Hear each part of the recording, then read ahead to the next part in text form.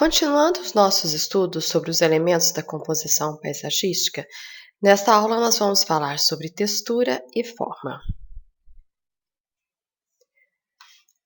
A textura é um elemento que nos permite diferenciar aparências que são uniformes e harmoniosas daquelas que não têm nenhum arranjo ou nenhuma estética. Logicamente, isso requer sensibilidade, requer critério, e são elementos que nós vamos adquirindo com o tempo, com a prática, com a observação. Quando nós pensamos em textura, isso vem de uma definição da sensação que nós temos ao tocar um objeto, ou às vezes não é necessário isso, simplesmente pela percepção deste objeto. Quando nós olhamos essas duas imagens que estão à direita, é bem fácil nós percebermos isso. Não é possível tocar, mas conseguimos diferenciar pela vista que esses objetos têm texturas diferentes. Um tem uma textura mais áspera, mais rugosa, e o outro uma textura mais lisa.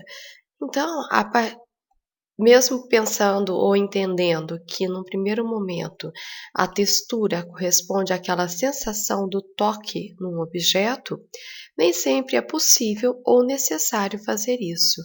O simples olhar nos leva a essa percepção física, e é isso que nós definimos, que nós entendemos como textura.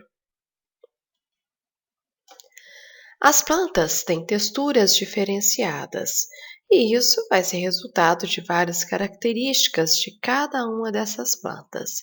Não só a sua superfície, mas também a sua forma, o ângulo em que se apresenta. Também até a própria propriedade de como essas plantas refletem a luz vão caracterizar a textura. Assim, nós temos vários contrastes nas plantas ou na natureza. Nós temos o rústico em contraste com o delicado, nós temos o áspero ao contrário do liso, o brilhante com o opaco, o grosso com o fino, o duro com o macio, e isso vai caracterizar a sensação de textura que nós temos ao olhar as plantas de um jardim. Se nós observamos nessa imagem, nas imagens que estão ao lado, na parte superior, eu tenho o acabamento ou o fundo desse jardim feito com pedriscos.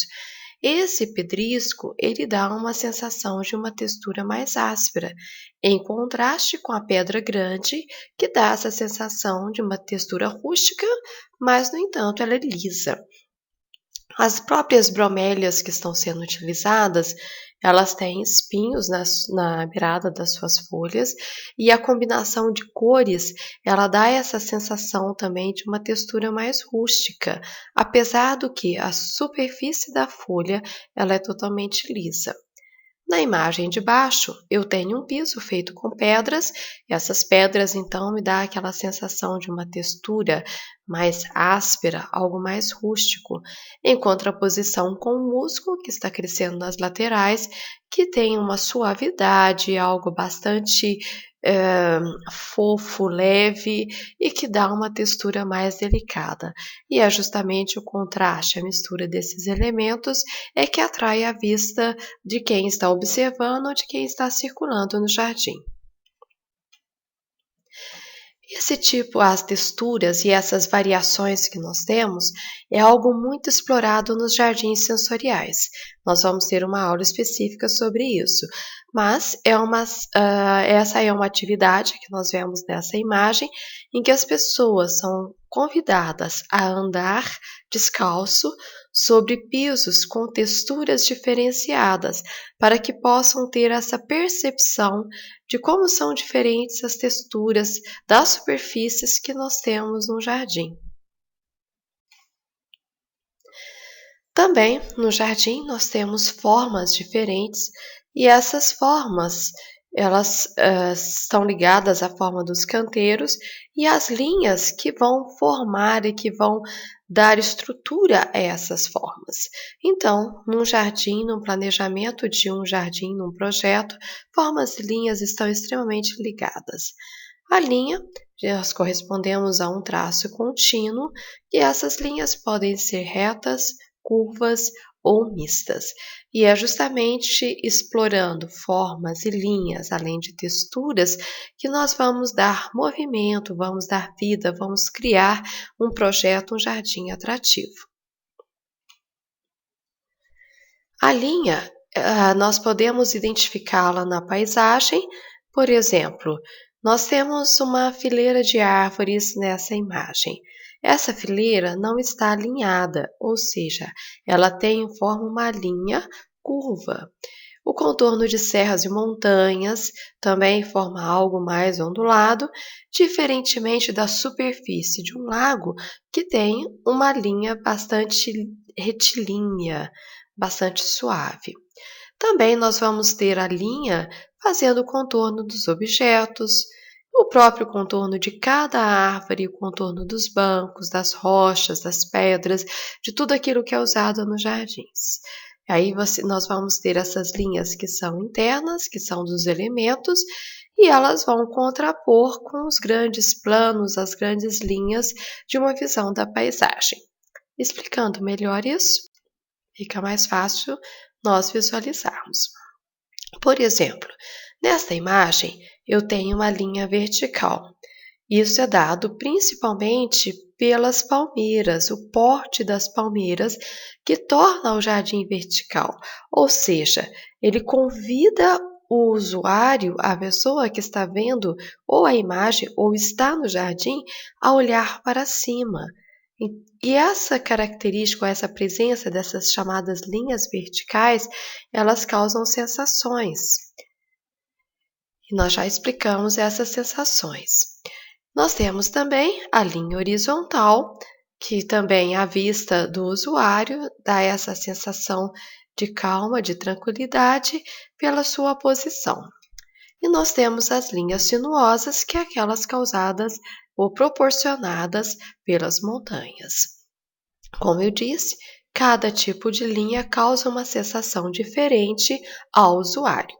Por exemplo, a linha vertical, ela dá a sensação de estabilidade, de ascensão, porque nos leva a olhar para cima, grandiosidade, permanência, força, a imponência. Então, sempre uma alameda uma aldeia de palmeiras tem ou proporciona a sensação de imponência.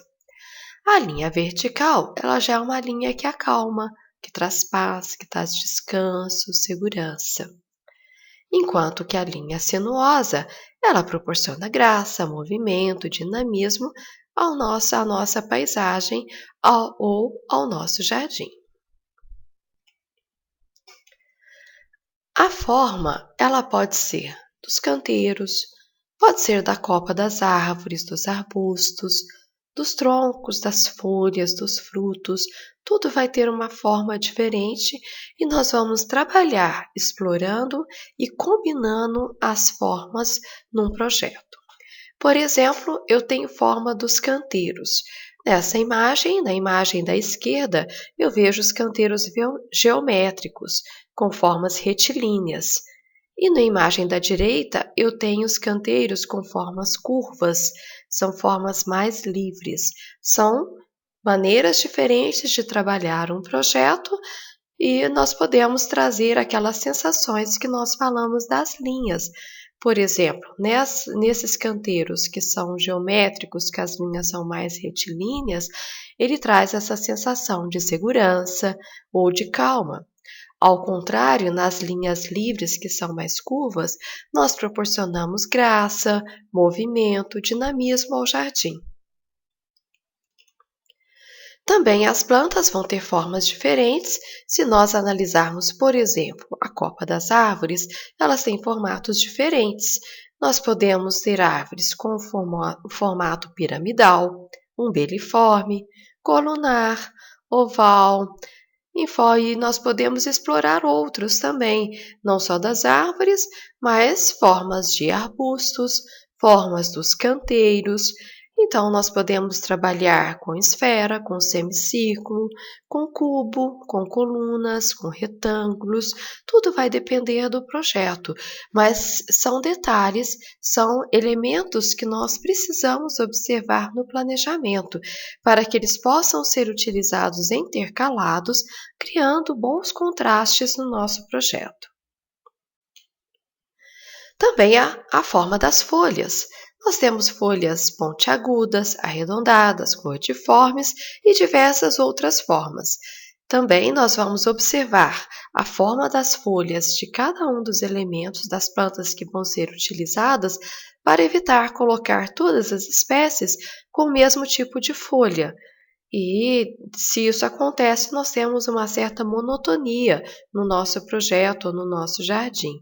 Ao contrário, nós vamos misturar essas formas para que nós possamos ter mais harmonia no nosso jardim. Vejam, por exemplo, como a escolha de formas e texturas pode influenciar. Nós temos na imagem da esquerda um jardim onde nós temos linhas diferentes.